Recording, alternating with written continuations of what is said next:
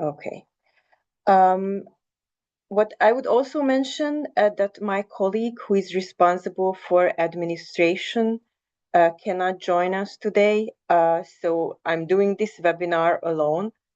So bear with me. I'm handling the presentation, the questions and everything on my own. So if there are discrepancies, then please foresee it for me. Please mute yourself until we get to the question and answers in order to avoid any kind of background noise. So first, I would talk a little bit about the background of this call. After that, we would dive into some practical details. Then we will go through application materials. I would share some information that might be useful for the due diligence questionnaire, the narrative proposal, and the budget proposal. And after that, I was hoping that we will still have some time for questions and answers. So that would be my very simplistic agenda for today. And so I would start with some background information. And this call that we launched recently focuses on protecting and expanding civic space in Italy. And first, I would just provide you a very broad definition of what we mean by civic space, because that's something that comes up very often in question and answers. So by civic space, we mean the environment that enables people and organizations to participate in public life.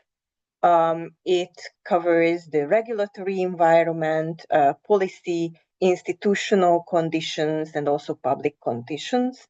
So that ensures that fundamental civil liberties can be practiced, such as access to information, freedom of expression, freedom of association, right to peaceful assembly, and ensures generally participation in public life. So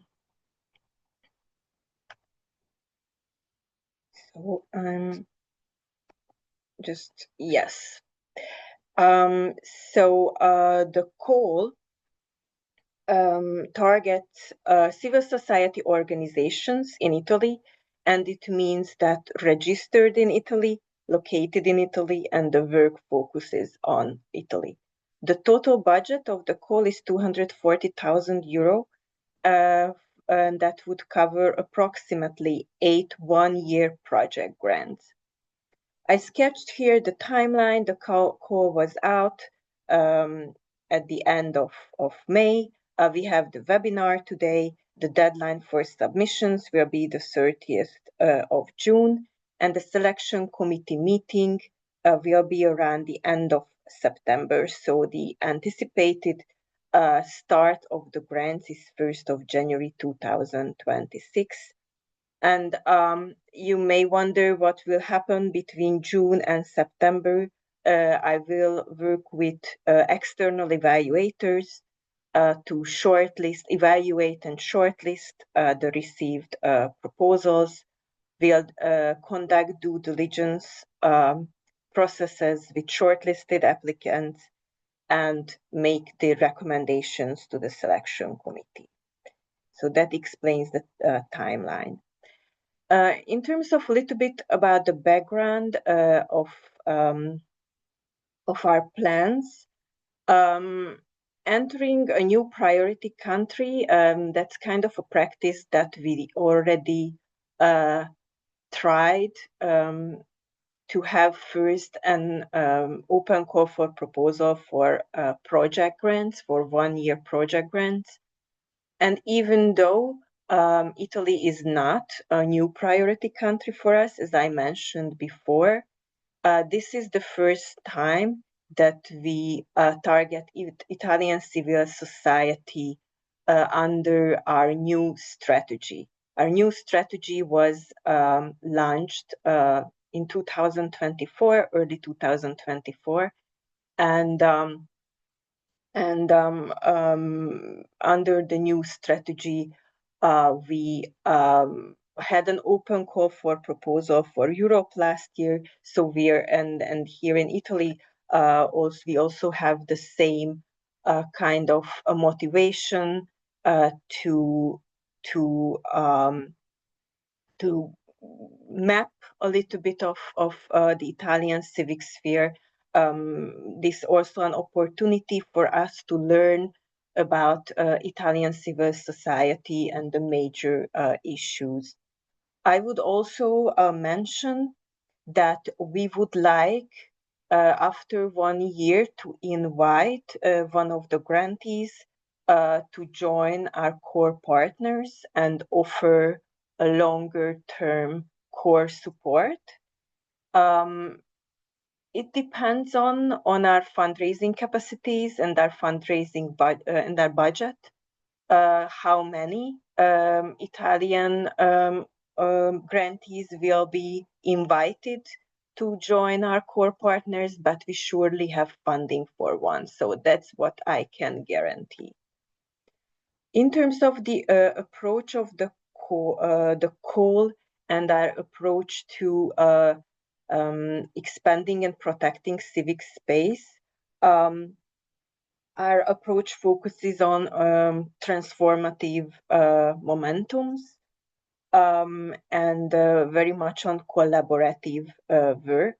So what we would like to achieve with this call for proposal to inspire civil society organizations to work in a more collaborative manner and try to think about the future, to anticipate and address future scenarios. So practically to move out from a reactive mode into a more proactive work. The focus is twofolded. It focuses on defense and protection, so more addressing threats to civil society and civic space, but also opening and expansion, more focusing on opportunities emerging in the current context.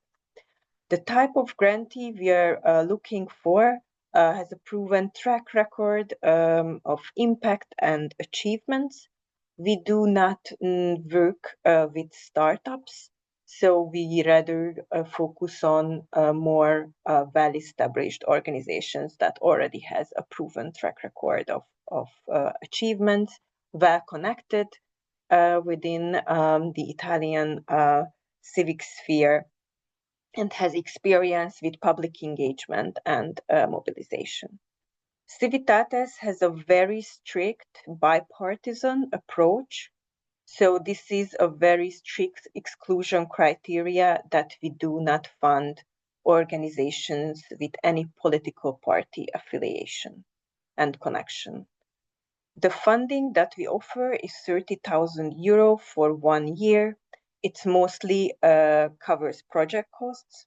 And there is one limitation in terms of the available and accessible funding, that this 30,000 or the project cost cannot exceed the applicant organizations last year, half of the last year's operational budget. So practically it means that for applicants to be able to access the whole €30,000, they have to have at least €60,000 operational budget in 2024. If the operational budget was less, then applicants should apply for adjusted amount of money. So, for example, if their operational budget was €40,000 last year, they can apply for €20,000 within the framework of this call. Now I would focus on a little bit on the application package. So we require applicants to fill out a due diligence questionnaire. It's a list of questions designed to gather specific information about the applicant so that we can assess their compliance with organizational standards. It focuses on governance, management and leadership, financial management, risk management, and monitoring, evaluation, and learning. If you already had the opportunity to look at the due diligence questionnaire, you will realize that it's based on this ideal model of a civil society organizations that has a governing body that is responsible for oversight and strategy, have being the highest decision-making body within the organization, a separate management and leadership team that is responsible um, for the daily management of the organization, and there is no overlap between the two. Uh, I mean, we realize that especially for small organizations, reality is sometimes different. So I would encourage you to fill out a questionnaire um, with as much detail as you can, explaining how these different functions are taken care of within your organization, emphasizing accountability lines. We also realized that we ask lots of questions about internal policies, HR policies, DEI policies, and in many cases, organizations, especially smaller ones, not necessarily have written policies, but has established practices. So I would also encourage that in the questionnaire, explain that even if you do not have a specific policy, how you what kind of processes and practices you use.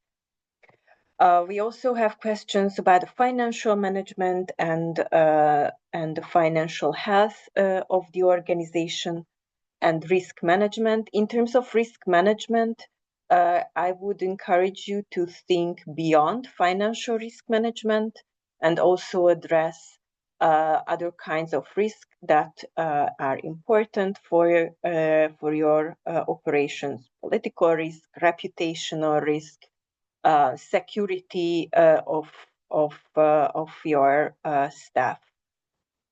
And in terms of monitoring, evaluation, and learning, I also realized that in many cases, organizations do not necessarily have sophisticated mail system.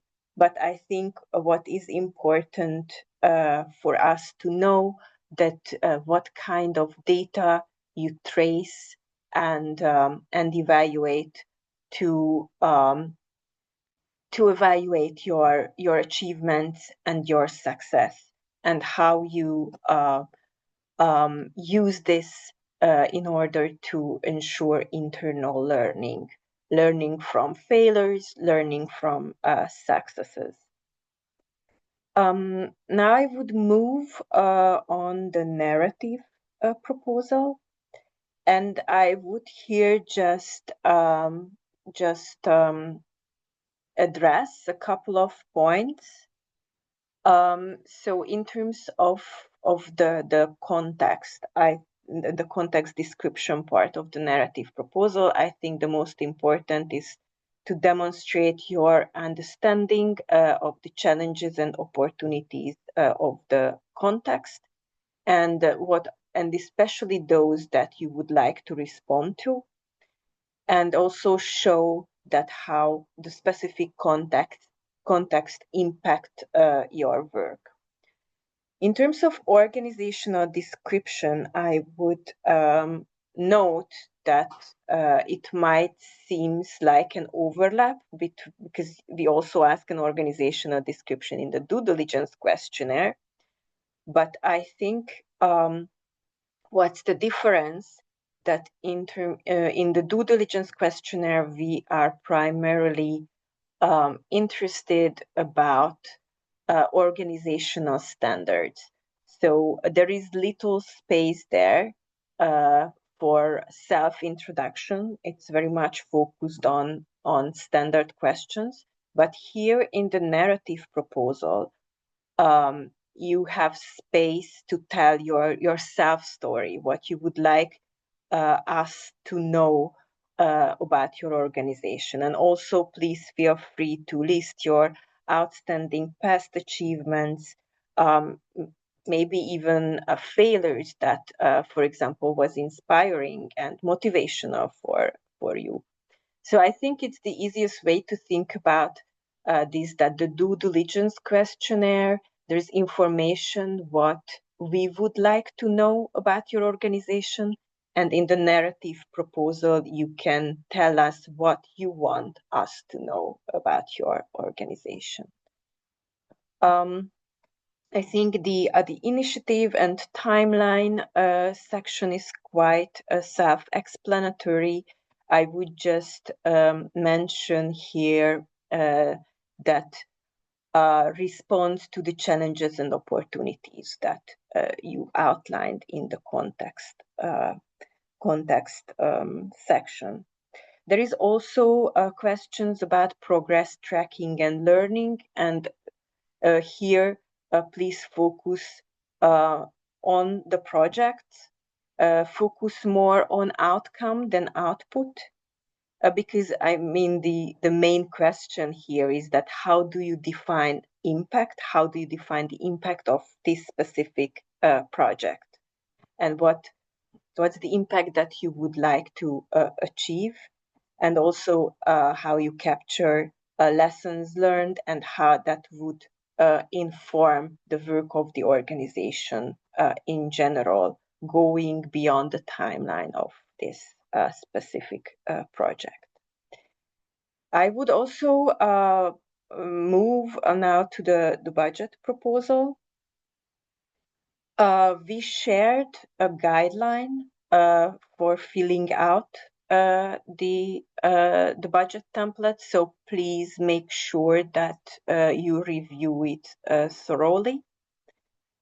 In the first section of the budget proposal, please provide estimate income for your organization for 2026.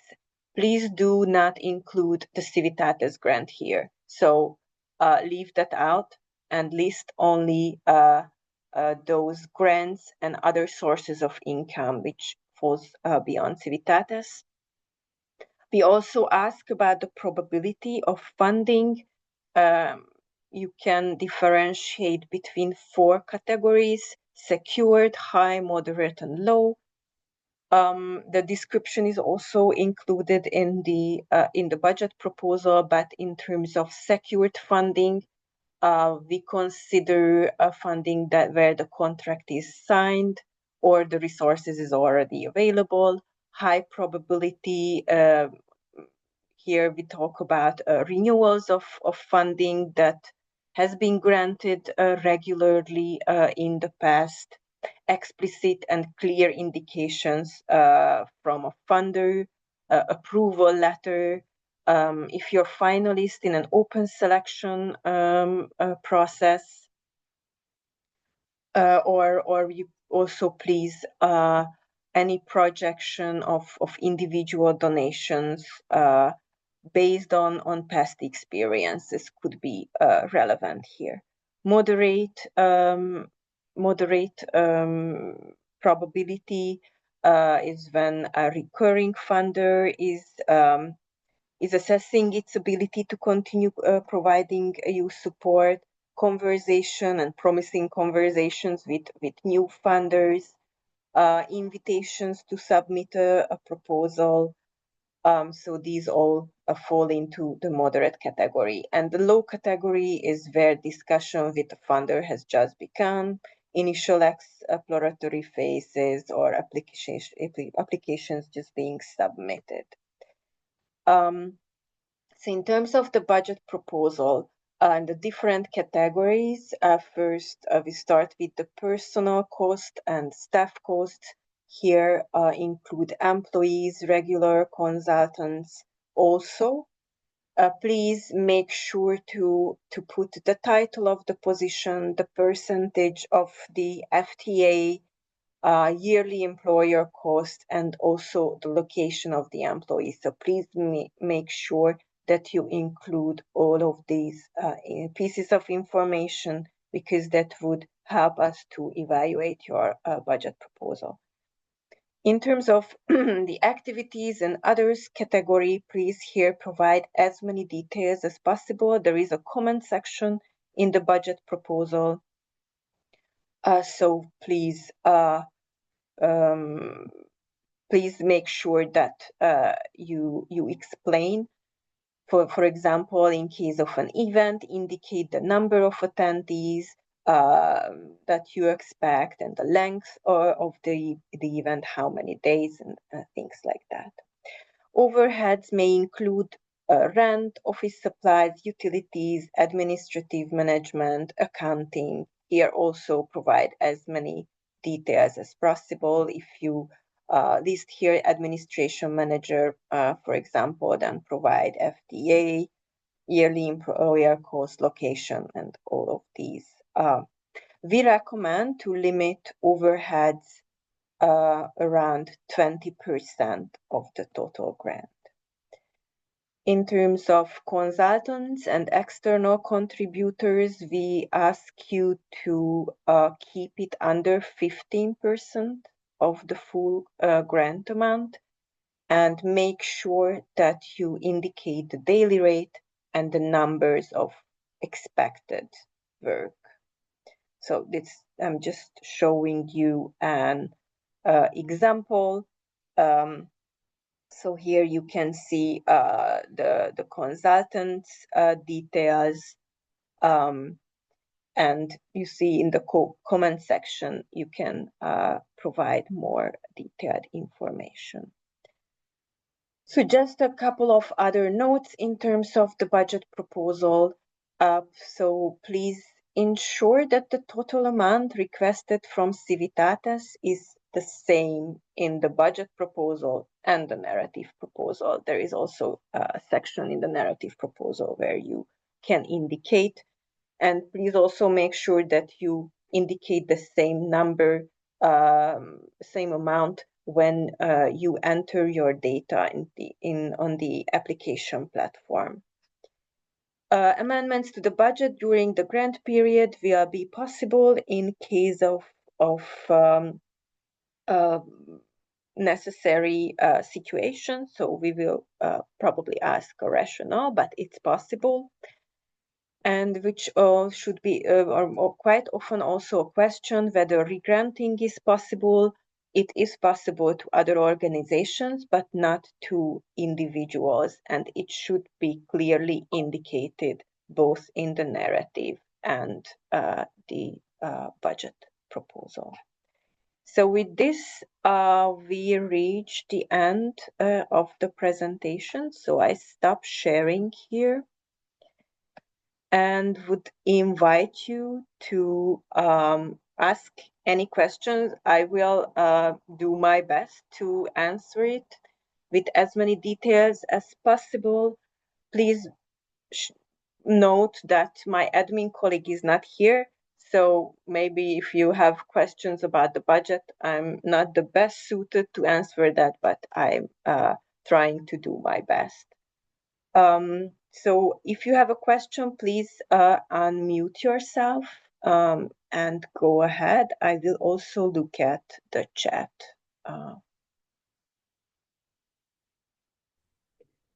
May I go ahead? Sure, please go ahead. Miss Julia, thank you for this presentation. This is very, very helpful.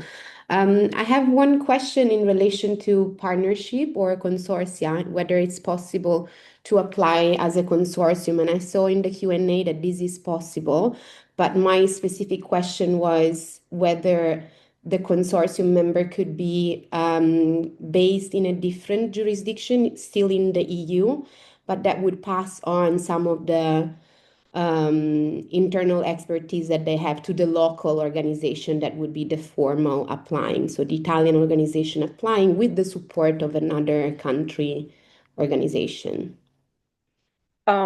Thank you for the question. It is possible to apply as a consortium.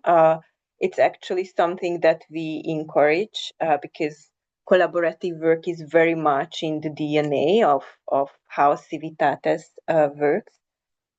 It is possible to involve organizations outside of Italy if they can contribute with valuable additional information. The consortium lead should be based and located in Italy, and please limit the I don't know if any kind of funding would be distributed to consortium members, but please focus on Italian partners. And also, I would encourage you to clearly explain that what is the role of these consortium partners, why their involvement is important for the work that you're doing in Italy. So I think it's mostly depends on the argument that you provide. Thank you. That makes sense. Welcome. Any other questions? Sorry, I'm Gian Michele Laino. Can I ask you something? Sure. Okay. You say that the requested budget must be less than half of the last financial statement, is correct? Yes. I don't recall seeing this requirement in the call for proposals. It is in the call for proposals. It is. Oh, so is it a mandatory guideline, correct? It is, yes. Okay, thank you. I mean, but if your budget in the previous year was smaller, you're still welcome to apply just Okay. for a smaller amount. Okay. So Thank then you. you can apply for 15,000 euro or 20,000 euro, or adjust it to your previous year operational budget. Okay, thank you. Okay, I also look into. Yeah, so please go ahead, and then I will follow with the chat. Okay, I can ask you a question? Sure. Okay, I'm Christina. I want to ask in the description of applicants if we have to fill for each partner or only by the lead partner. And in the first case, is it necessary to duplicate the table, and does the maximum number of words remain unchanged? So in the due diligence, only the lead partner should fill out the questionnaire.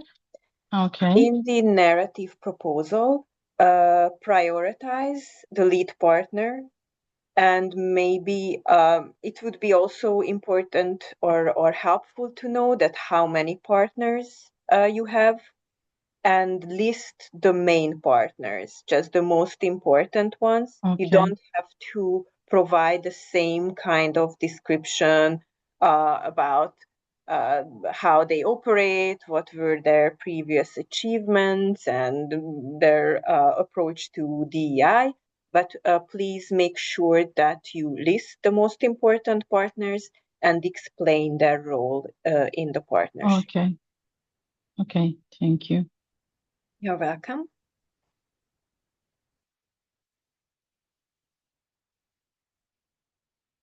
Then I look into the chat. If the applicant association has two family members that are both collectively co-funders and on the board of directors, does it go against us? I mean, it is not an ideal scenario. I have to address that. then I think it would be important for you to explain that how you make sure that there is no conflict of interest, and how you make sure that the board of directors work in a professional way and can exclude this this kind of family relationship from the picture. If the sub-grant partner is new startup, is that an issue? No, that's not an issue, but the lead applicant has to be a more well-established organization. If the lead applicant has 3 years of financial statement, that's fine. And you can work together with a partner who is newer. In relation to partners organizations, which documentation should be provided on behalf of the participating partners? Does the budget needs to show yes, the budget needs to show the distribution among the partners, so you have to specify that in the budget. Documentation by default are not by default you're not requested to support documentations on behalf of the participating partners, just the lead organization. We may ask questions during the due diligence process if there is a very significant amount of funding goes to a partner, but by default it's just a focus on the lead organization. Can you give an idea of max percentage that can go to non-Italian based partners? I mean, I wouldn't state a maximum percentage, but you know, the goal of this call is to strengthen Italian civil society, right?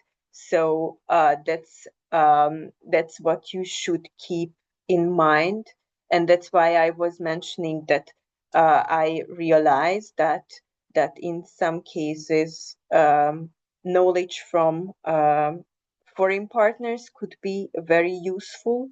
So please just make sure that you explain the benefits and their involvement clearly. And also keep in mind that that's the basic goal of this call is to expand and strengthen Italian civic space and Italian civil society organizations and their capacities.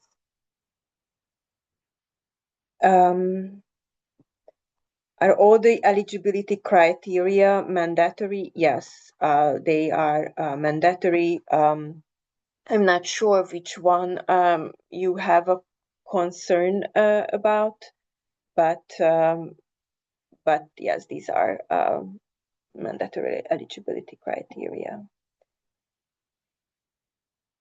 Local chapters of international organizations are eligible. I mean, if their work focuses on Italy, yes, and also from this specific grant. So they may have work outside of Italy, but from this grant, only work in the country should be financed. So if they do other projects elsewhere, it's okay, but this grant supports work that is done in the country.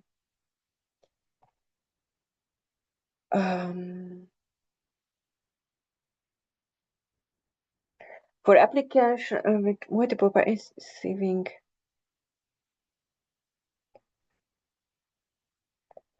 Yes, it's a valid question. It's about the budget. Yes, please ignore this, but in some cases we have encountered issues where half of the money went to another partner. It's not necessarily the ideal scenario, but yes, with these small project grants, it's not the most important part. We have already submitted another proposal for Civitates and currently waiting to the outcome. Is there a possibility to apply with this second proposal with you? I assume it was either the media call or the tech, probably the media call.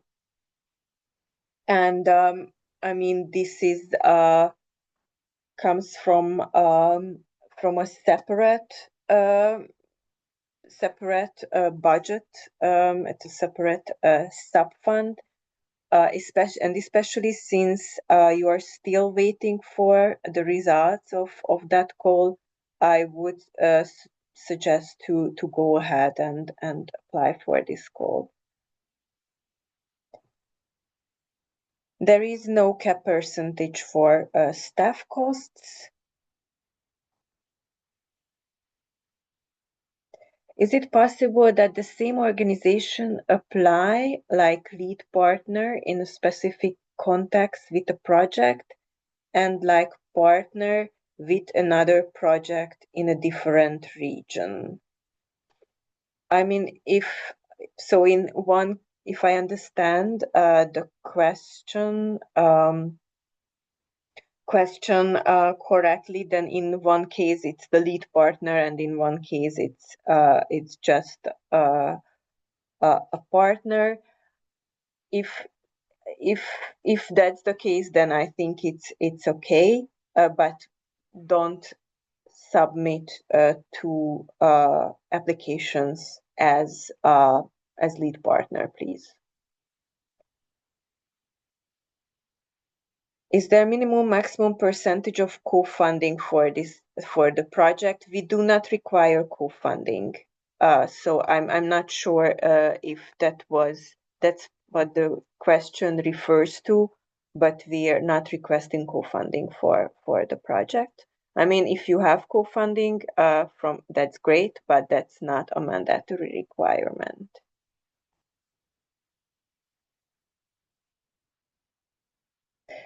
We're not necessarily targeting small organizations. Larger and mid-sized organizations are also welcome to apply. So we do not have a preference for in terms of the size of the organizations. I mean, we usually work with larger organizations, or I would say mid-sized organizations, but here we do not have limitations beyond the budget. And I saw one hands up, so please go ahead and unmute yourself. Yeah, thank you so much for the very good explanation and very detailed. I have a question with regard to the 15% that you said was going in the maximum for consultants. Being a small organization and very highly dependent on self-financing, we do not have fixed contracts, but we work with flexible contracts. What do you mean, and what is your aim in putting that limit of 15%? So if these are regular consultants, then you may consider them as staff. I think it's also mentioned in the budget guideline. So here consultants means that not. I mean, I realize that in many cases, small organizations does not necessarily have employees, right? But they rather work with their team members in different kind of legal setup through consultancy contracts and invoice based or any kind of other solutions.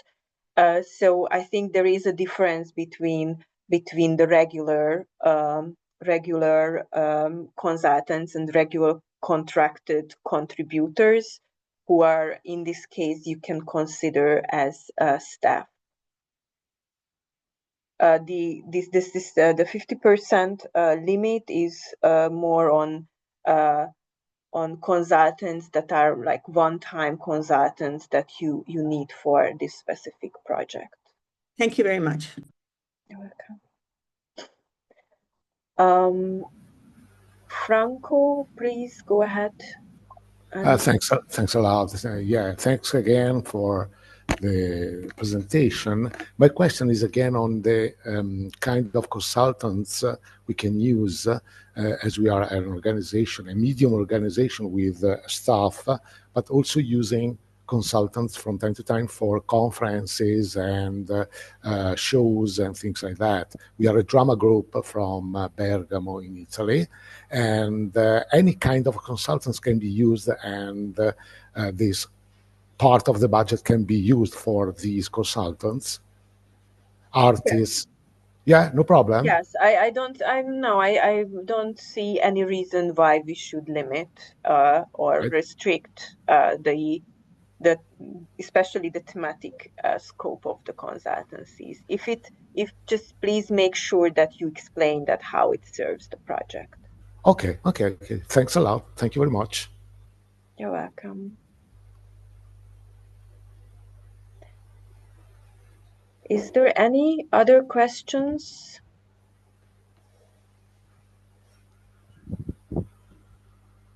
No more questions? Everything is clear? A couple of questions in the chat, I think. That has Oh, okay. Yes.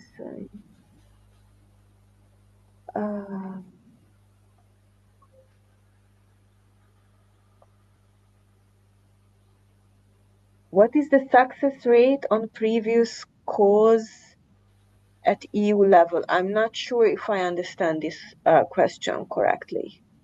Yeah, can I better Sure, explain? please. Yeah, Please thank you. explain, yes. Thank you for the presentation. No, I was wondering if you can give us an estimate of how many organizations applied in previous calls, considering that, of course, the data on your grantees are public.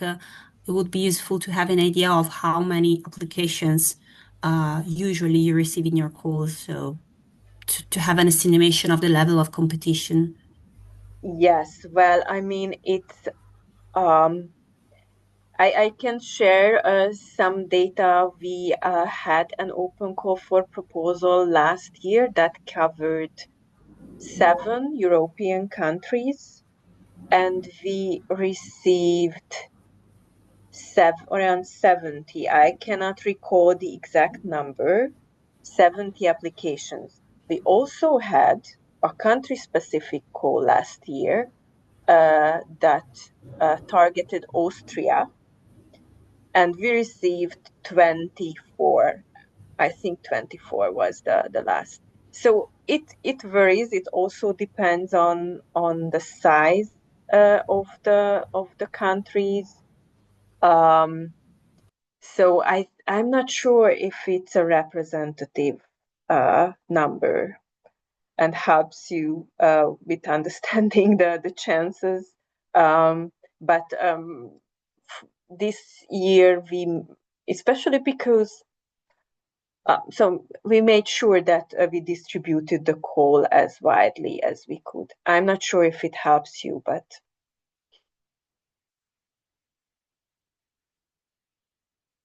Yeah, thank you. yeah.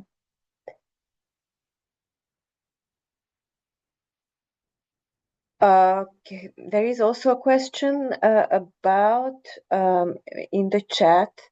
Yes, in the guidelines it says that in case of core funding, all cost categories are authorized and not capped. In case of project funding, but overheads are capped at 20%. Yes, because I think it's because of the nature and the different kind of goal of a core funding versus a project funding, right?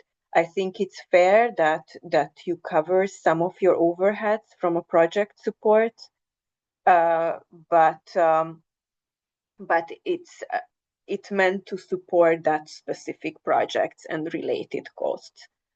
In case of core funding, the goal is to provide flexible support, so that's why there is no maximum. But in your case, the 20% is the 20% applies. Hi, may I sorry, I have a question. Sure, please go ahead.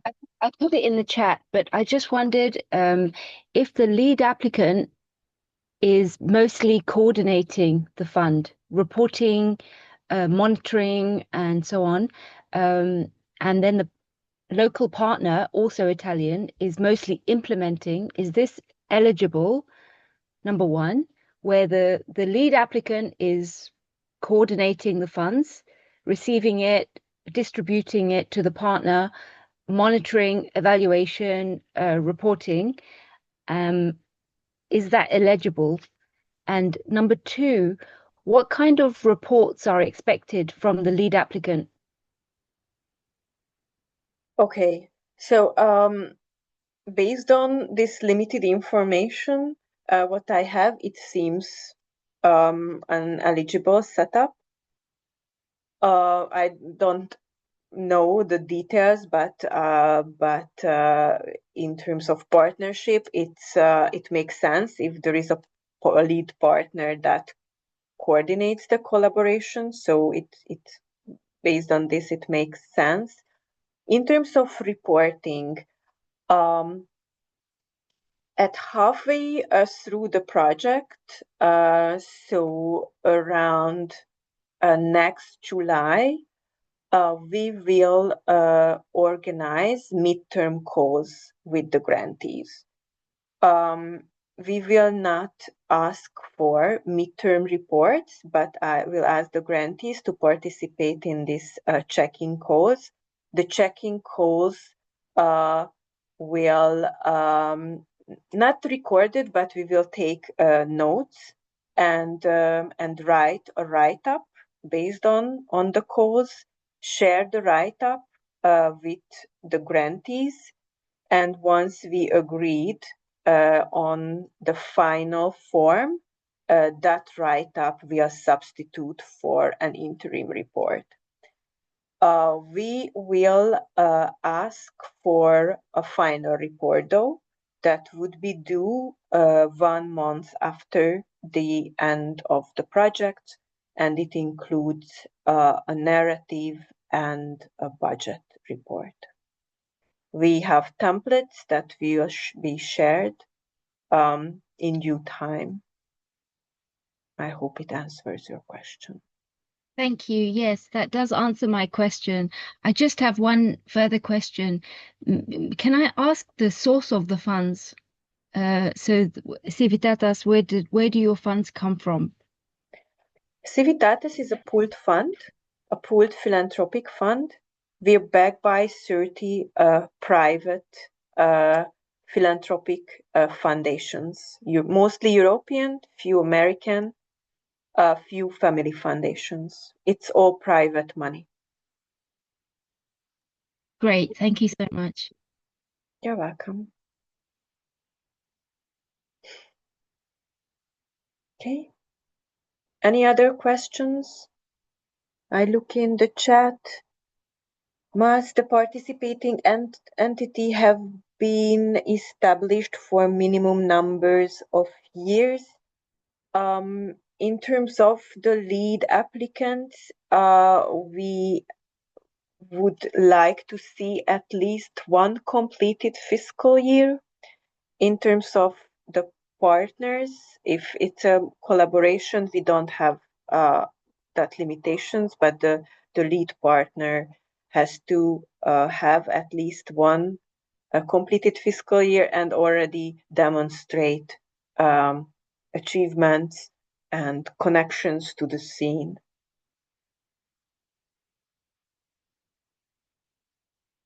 Okay. Any Hello? other? Yes, Yes. please go ahead. Thank you. Thank you.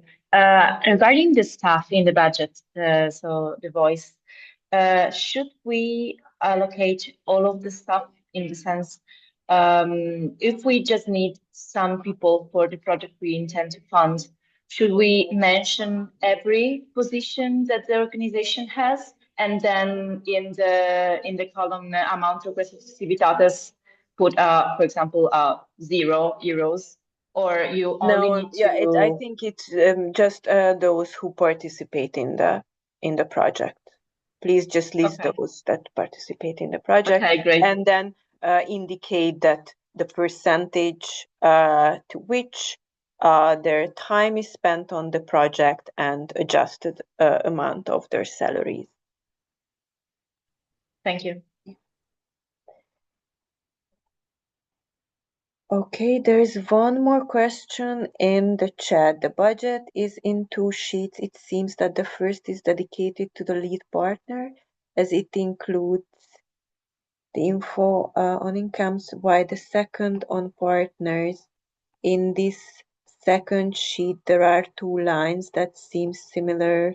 Total grant amount, the top, and total amount requested at the bottom with the total of the partner's amount. Should we put the total lead partner in the cell of the top? I mean, I need to have a look at the budget because it's just really hard to. So let me open.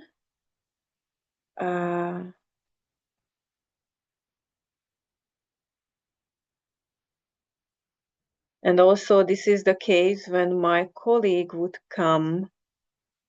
Very handy to be at this call.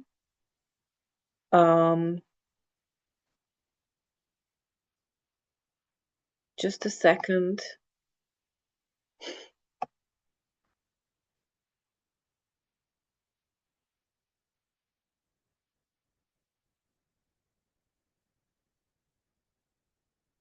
Maybe this would be something that that I need to double check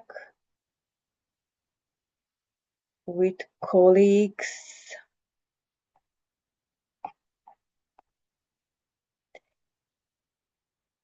Yes, so I would ask you to address this question to the email address that we put on the call for proposals, that the Secretariat email address. Please make sure that you indicate that it's connected to the Italy call, and I will make sure that my admin colleagues respond to your question. I think Is that okay? I think the total grant amount is basically the lead applicant plus the partners. Yes, I would say. I'm a finance person, so this is my understanding of this cell. Yes, I think it would make sense, but just to be on the safe side, please address it in email as well. Just